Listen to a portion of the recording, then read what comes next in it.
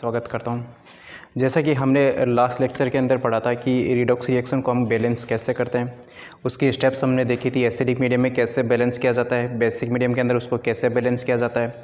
फिर मैंने देखो दो मेथड्स बताई थी यहाँ से, ठीक है, कि आयन इलेक्ट्रॉन मेथड्स बताई थी, ऑक्सीडेशन नंबर मेथड बताई थी मैंने।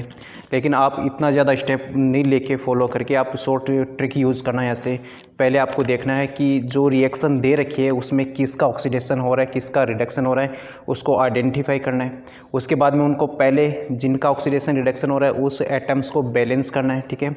उसके बाद देखो मैंने बोला था कि ऑक्सीडेशन नंबर के अंदर आपको बदलाव देखना है और उसको आपको क्या करना है, बैलेंस करना है, ठीक है। उसके बाद देखो नेक्स्ट एसिडिक मीडियम यदि आपको गिवन है तो उसमें सबसे पहले बैलेंस करते हैं हम ऑक्सीजन को, और ऑक्सीजन को बैलेंस किया जाता है वो अपन करेंगे H2O से, ठीक है। उसके बाद देखो नेक्स्ट यहाँ से ऑक्सीजन के बाद में हम बैलेंस करते हैं हाइड्रोजन को, और हाइड्रोजन को हम बैलेंस करेंगे किससे, H पॉजिटिव से बैलेंस करेंगे। अब देखो इसी के अंदर एसिडिक मीडियम के अंदर जो चार्ज होता है वो चार्ज क्या हो जाता है, ऑटोमेटिक यहाँ पे क्या हो जाता है, बैलेंस हो जाएगा, ठीक है। अब देखो यही बात मैंने बात की थी किसी बेसिक मीडियम के अंदर, और बेसिक मीडियम के अंदर पहले जो दो स्टेप है वो दोनों स्टेप क्या होते हैं, सेम होगा। लेकिन जो थर्ड स्टेप में आएगा उसके अंदर हम क्या करेंगे, चार्ज को बैलेंस करेंगे, और चार्ज बैलेंस करेंगे किससे, OH नेगेटिव से बैलेंस करेंगे। उसके बाद फोर्थ स्टेप के अंदर हम किसका बैलेंस करेंगे, ऑक्सीजन को बैलेंस करेंगे, और ऑक्सीजन बैलेंस करेंगे किससे, H2 से बैलेंस करेंगे। और इसके अंदर जो हाइड्रोजन होगा वो हाइड्रोजन यहाँ पे क्या हो जाता है, ऑटोमेटिक क्या होगा, बैलेंस हो जाएगा, ठीक है। तो मैं आपको कुछ क्वेश्चंस देता हूँ, उन क्वेश्चंस की आप प्रैक्टिस करना। आपको एसिडिक मीडियम के अंदर भी बात करूँगा और बेसिक मीडियम के अंदर यहाँ से क्वेश्चन लगभग चांसेस होते हैं आने के, तो मैं कुछ क्वेश्चन दे रहा हूँ, आप उनको ट्राई करना बैलेंस करने की, ठीक है। तो यहाँ से क्वेश्चन नंबर फर्स्ट, आपको क्वेश्चन नंबर फर्स्ट जैसे KMnO4 plus FeSO4 plus H2SO4 ये यहाँ पे आपको दे रखा है एसिडिक मीडियम अम्लीय माध्यम आपको गिवन है, और ये यहाँ पे कन्वर्ट हो रहा है MnSO4 प्लस Fe का होल ट्वाइस, SO4 का whole thrice plus K2SO4 plus में H2O। ये आपको रिएक्शन गिवन है। अब देखो इनके फैक्टर लिख देता हूँ। यहाँ पे मैं फैक्टर लिख रहा हूँ A, यहाँ पे फैक्टर लिख रहा हूँ मैं B, यहाँ पे फैक्टर लिख रहा हूँ मैं C, यहाँ पे फैक्टर लिख रहा हूँ मैं D, यहाँ पे फैक्टर मैं लिख रहा हूँ E, यहाँ पे फैक्टर जैसे लिख देता हूँ मैं F, और यहाँ पे फैक्टर लिख रहा हूँ जैसे G, ठीक है। तो आपको यहाँ पे क्वेश्चन के अंदर से A, B, C, D, उसके बाद में E, F और G, इनको क्या करना है, कैलकुलेट करना है, ठीक है। तो ये क्वेश्चन नंबर 1 हो गया यहाँ पे। इसी टाइप से क्वेश्चन नंबर 2 देता हूँ, सेकंड क्वेश्चन। जैसे MnO4 है, MnO4 negative plus SN+2 plus में H2O, और यहाँ पे मैं आपको दे रहा हूँ OH नेगेटिव। OH नेगेटिव का मतलब यहाँ पे जो मीडियम दे दिया वो मीडियम दे रखा है मैंने बेसिक मीडियम। कौन सा है, बेसिक मीडियम दे रखा है, और ये कन्वर्ट हो रहा है हमारे पास में MnO2 प्लस में SN+4 प्लस में OH नेगेटिव। तो इस रिएक्शन को भी आपको क्या करना है, बैलेंस करना है। तो ये बेसिक मीडियम के अंदर है, ये एसिडिक मीडियम के अंदर है। इस टाइप से क्वेश्चन नंबर 3 मैं आपको दे रहा हूँ यहाँ पे, जैसे CRO OH का whole thrice chromium hydroxide plus में IO3 नेगेटिव, ठीक है, और यह भी आपको OH नेगेटिव बेसिक मीडियम आपको गिवन है, और यहाँ पे ये कन्वर्ट हो रहा है I नेगेटिव में प्लस में CRO4-2 के अंदर, ठीक है। तो इस क्वेश्चन को बैलेंस करना है, इसको भी बैलेंस करना है, इसको भी बैलेंस करना है। आप इसको ट्राई करो, प्रैक्टिस करना, उसके बाद में हम खुद सोल्व कराएंगे, ठीक है। तो ये क्वेश्चन आपको सोल्व करने हैं। तो ये तो होगी बैलेंसिंग के वाली, ठीक है। अब देखो नेक्स्ट, ठीक है, तो हमने ऑक्सीडेशन नंबर पढ़ा था। ऑक्सीडेशन के बाद में रिडॉक्स रिएक्शन को बैलेंस कैसे करते हैं वो हमने बात की थी। अब देखो उसके बाद में हम बात करेंगे types of redox reaction. Redox reaction के प्रकार को हम यहाँ पे डिस्कस करेंगे ऐसे, ठीक है। तो ये तीनों क्वेश्चन आपको सोल्व करने हैं ऐसे।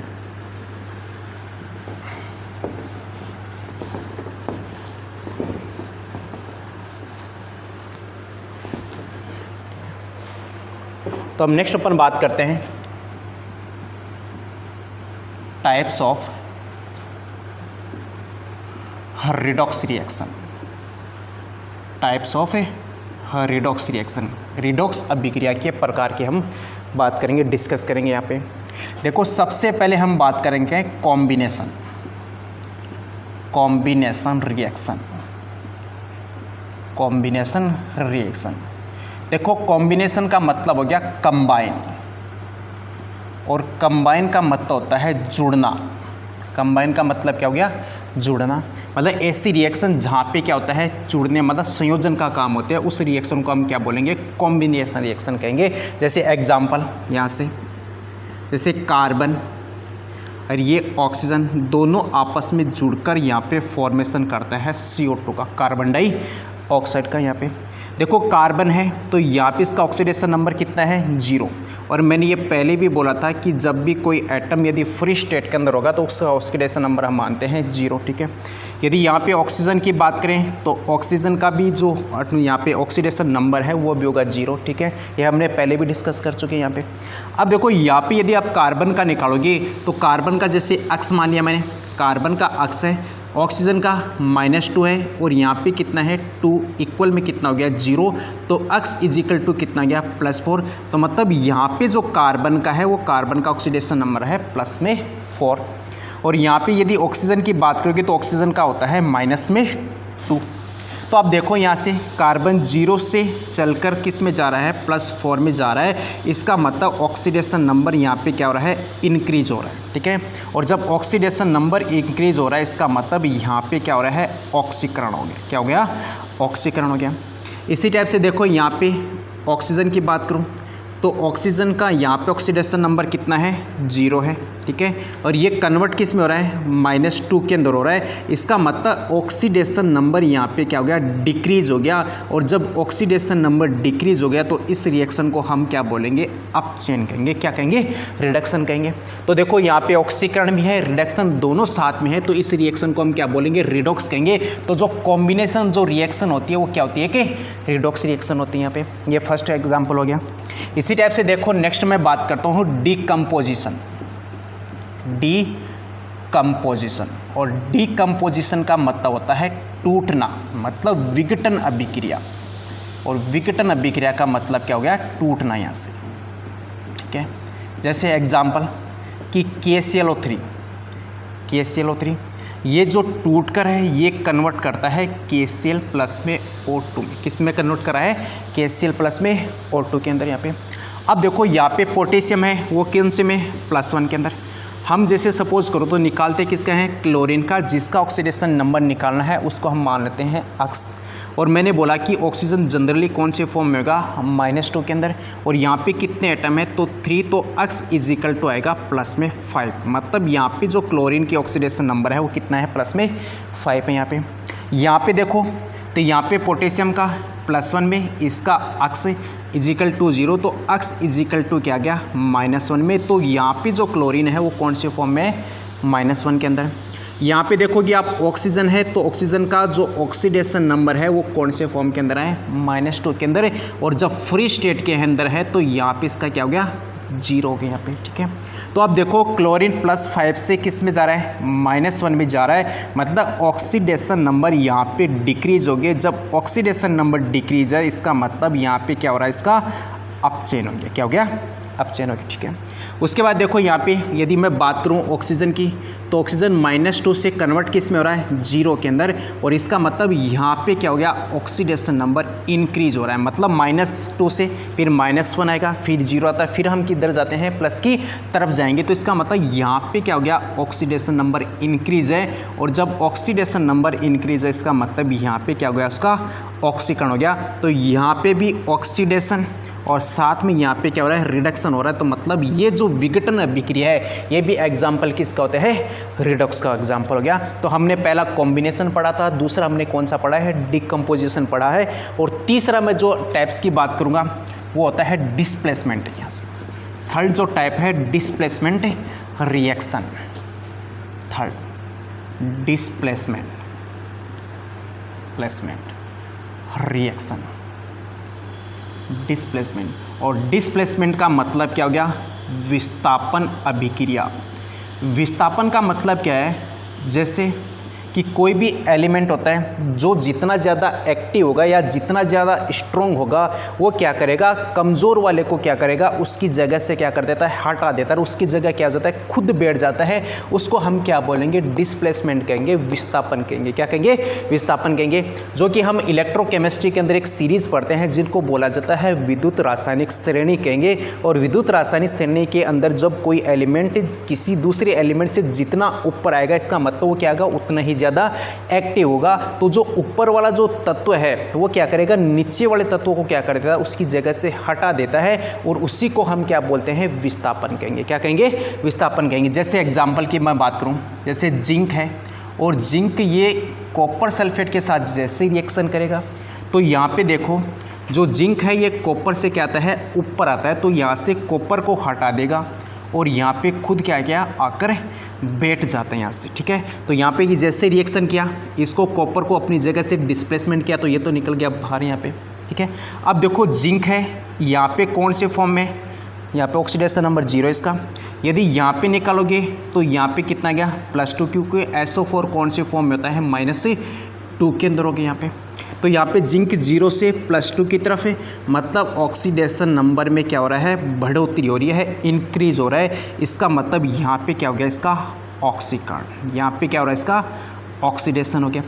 दूसरी बात देखो, यहाँ पे यदि कॉपर की बात हो, कॉपर यहाँ पे है +2 के अंदर। ठीक है, और जैसे +2 से यहाँ पे क्या जाता है, फ्री स्टेट के अंदर जा रहा है, तो यहाँ पे क्या है, इसका ऑक्सीडेशन नंबर है 0। और जब +2 से 0 की तरफ जा रहा है, इसका मतलब यहाँ पे क्या हो रहा है, ऑक्सीडेशन नंबर में डिक्रीज हो रही है, कमी हो रही है। और जब ऑक्सीडेशन नंबर में कमी है, इसका मतलब इसका यहाँ पे क्या हो गया, अपचयन हो गया। तो आप देख लो कि यहाँ पे ऑक्सीकरण भी है, ऑक्सीकरण के साथ साथ यहाँ पे अपचयन दोनों है। इसका मतलब जो डिस्प्लेसमेंट रिएक्शन होती है वो भी क्या होती है कि रिडॉक्स अभिक्रिया होती है। ठीक है, तो हमने 3 तो पढ़ ले, कॉम्बिनेशन पढ़ा था, उसके बाद डिकम्पोजिशन पढ़ा था, तीसरा मैंने डिस्प्लेसमेंट पढ़ा था। फोर्थ में जो एग्जाम्पल देता हूँ, जो एग्जाम की दृष्टि से क्या होता है, इंपॉर्टेंट होता है यहाँ से, जिसको बोला जाता है डिस्प्रोपोर्शनेशन, डिस्प्रोपोर्शनेशन रिएक्शन। ठीक है, जिसको हिंदी में बोलते हैं विस्मीकरण। क्या कहेंगे, विस्मीकरण अभिक्रिया। और इसी को एक नाम और बोला जाता है ऑटो रिडॉक्स। क्या कहेंगे, ऑटो रिडॉक्स कहेंगे। अब देखो इसमें होता क्या है, इस विस्मीकरण अभिक्रिया के अंदर, इसमें मतलब जो ही एलिमेंट होता है उसी एलिमेंट का ऑक्सीडेशन होता है, उसी एलिमेंट का क्या होगा, रिडक्शन होता है। उस अभिक्रिया को हम क्या बोलते हैं, विस्मीकरण कहेंगे। जैसे एग्जाम्पल यहाँ से सपोज करो कि कॉपर है, ये +1 में है, इसके मैं 2 यहाँ पे यूनिट ले लेता हूँ, तो ये एक तो कन्वर्ट हो रहा है कॉपर +2 में और ओनली कॉपर के अंदर यहाँ पे। ठीक है, अब देखो यहाँ पे इस कॉपर की ऑक्सीडेशन नंबर कितना है, +1। मैंने बोला कि जब भी किसी एलिमेंट के ऊपर यदि जो चार्ज हो, वो चार्ज क्या कहलाता है, उसका ऑक्सीडेशन नंबर है। यहाँ पे +1 है, इसका यहाँ पे क्या है, +2। तो अब देखो +1 से किधर जाएंगे, +2 की तरफ जाएंगे, तो यहाँ पे ऑक्सीडेशन नंबर क्या हो गया, इंक्रीज हो गया, बढ़ गया। इसका मतलब यहाँ पे क्या हो गया, ऑक्सीकरण हो गया। ठीक है, उसके बाद देखो यहाँ पे इसके अंदर +1 से यदि यहाँ पे मैं बात करता हूँ तो यहाँ पे फ्री स्टेट के अंदर कितना हो गया, 0 गया। तो आप देखो +1 से हम किधर की तरफ जा रहे हैं, 0 की तरफ जा रहे हैं। इसका मतलब यहाँ पे क्या हो रहा है, उसके ऑक्सीकरण में कमी आ रही है। और जब ऑक्सीकरण में कमी आएगी, इसका मतलब ये क्या हो गया, यहाँ पे अपचयन हो गया। तो आप देखो कि यहाँ पे कॉपर +1 है, उसी का क्या हो रहा है, ऑक्सीकरण हो रहा है, उसी का यहाँ पे क्या हो रहा है, अपचयन हो रहा है। तो मैंने क्या बोला है कि ऐसी रिएक्शन जिसके अंदर उसी एलिमेंट का ऑक्सीकरण होता है और उसी एलिमेंट का अपचयन होना, वो क्या कहलाती है, विस्मीकरण कहलाती है। या फिर इसको हम एक दूसरा नाम और बोलते हैं ऑटो रिडॉक्स अभिक्रिया कहेंगे। तो हमने यहाँ पे टाइप्स ऑफ रिडॉक्स की बात की थी। तो टाइप्स ऑफ रिडॉक्स के अंदर 4 हमने पढ़ा था, कॉम्बिनेशन पढ़ा था, उसके बाद डिकम्पोजिशन पढ़ा है, तीसरा मैंने डिस्प्लेसमेंट पढ़ा है। ठीक है, उसके बाद चौथा मैंने क्या पढ़ा है, डिस्प्रोपोर्शनेशन बोला है, जिसको ऑटो रिडक्स भी कहेंगे या फिर विस्मीकरण भी कहेंगे। तो यहाँ तक अपने रिडॉक्स की बात की। ठीक है, अब देखो रिडॉक्स रिएक्शन के अंदर लास्ट टॉपिक और आता है, जो आता है जिसको हम बोलते हैं तुल्यांकी भार, इक्विवेलेंट नंबर, तुल्यांकी भार। यहाँ से लास्ट पॉइंट, जिसको हम मोल कॉन्सेप्ट के अंदर और ज़्यादा अच्छे से डिस्कस करेंगे। तुल्यांकी भार, जिसको कहा जाता है इक्विवेलेंट नंबर। ठीक है, अब देखो तुल्यांकी भार निकालने का तरीका क्या है। यदि आपको जब भी कैलकुलेशन करवाए तुल्यांकी भार तो कैसे निकालोगे, तो तुल्यांकी भार इक्वल में है कि अणुभार, अणुभार का मतलब मोलिकुलर वेट। आपको कोई भी जो एटम दे रखा है, कोई भी यदि कंपाउंड दे रखा है, उसका मोलिकुलर वेट निकालो और उस मोलिकुलर वेट को आप डिवाइड कर देना संयोजकता गुणांक से। किससे डिवाइड करोगे, संयोजकता गुणांक से डिवाइड करोगे। या फिर मैं बोल दूं कि loss of electron, loss of electron मतलब कितने इलेक्ट्रॉन उसने खोए हैं। या फिर मैं बोल दूं gain of electron, gain of electron कितने इलेक्ट्रॉन उसने क्या किया है, गेन किए हैं, अर्जित किए। यदि उनसे भी हम डिवाइड कर दें किसको, अणुभार से, तो वो निकल क्या जाता है, तो याद रखा तुल्यांकी भार। क्या निकलता है, तुल्यांकी भार निकलेगा। उसको हम और ज़्यादा डिटेल से मोल कॉन्सेप्ट के अंदर पढ़ेंगे। जैसे मैं एक एग्जाम्पल देता हूँ यहाँ से, और ये एग्जाम्पल बहुत बार एग्जाम के अंदर क्वेश्चन पूछा जाता है। जैसे KMnO4 है, ठीक है।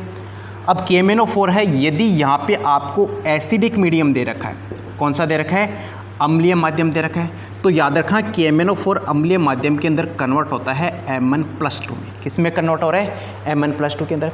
अब देखो यहाँ पे आप Mn का पहले क्या निकालना है, आपको ऑक्सीडेशन नंबर निकालोगे, तो यहाँ पे पोटेशियम का +1 जिसका निकालना है उसको मैंने मान लिया अक्स।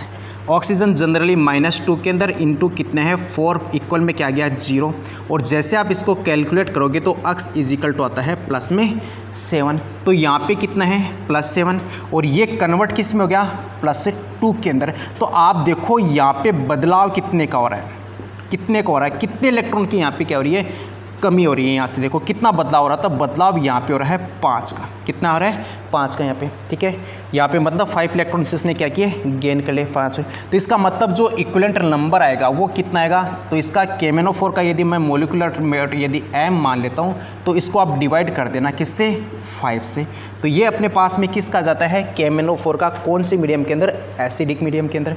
अब देखो यही बात मैं करूँ किसके अंदर, यदि आपसे पूछा जाए बेसिक मीडियम में। सेकंड किसकी बात करूंगा मैं, बेसिक मीडियम के अंदर, क्षारीय माध्यम के अंदर। तो क्षारीय माध्यम में क्या होता है, जो KMnO4 है ये कन्वर्ट होता है MnO4-2 के अंदर। किस में कन्वर्ट हो रहा है, MnO4-2 के अंदर। तो यहाँ पे Mn कौन से में, +7 के अंदर। और यहाँ पे आप निकालोगे तो 4 दूनी 8 +6 में है।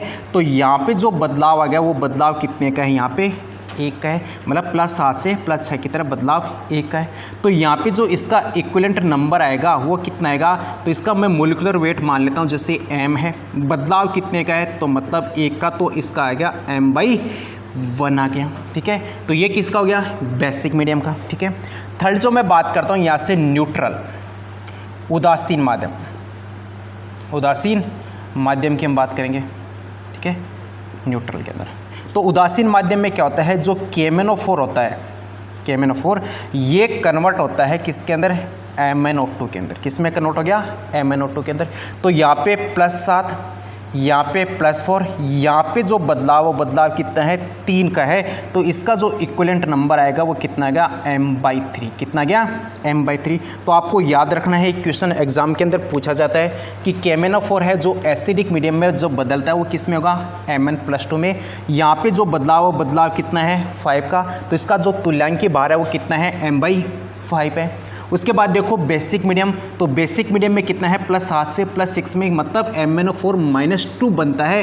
तो यहाँ पे जो इक्विवेलेंट जो वेट आएगा वो कितना आएगा, M/1 है यहाँ पे। और यदि मैं बात करूँ कि इसकी उदासीन मीडियम की बात करूँ तो यहाँ पे उदासीन मीडियम में कन्वर्ट किस में जाता है, MnO2 के अंदर कन्वर्ट होता है। तो यहाँ पे इक्विवेलेंट नंबर कितना आएगा, M/3 आता है। अब इसको याद रखने का शॉर्ट ट्रिक याद रखना है यहाँ से, ठीक है। आपको एक वर्ड याद रखना है, BAN याद रखना है। B4 हो गया बेसिक, B4 बेसिक। A4 मैं बात करता हूँ एसिडिक, A4 एसिडिक। और N4 की मैं बात करूँ, N4 का मतलब हो गया न्यूट्रल, N4 न्यूट्रल। देखो बेसिक का मतलब है 1, यहाँ पे हमने देखो चेंज कितने का है, 1 का यहाँ पे, ठीक है। उसके बाद देखो एसिडिक में, एसिडिक में यहाँ पे चेंज कितने का है, 5 का। इसका मतलब मैं यहाँ पे लिख देता हूँ 5, ठीक ठीक है।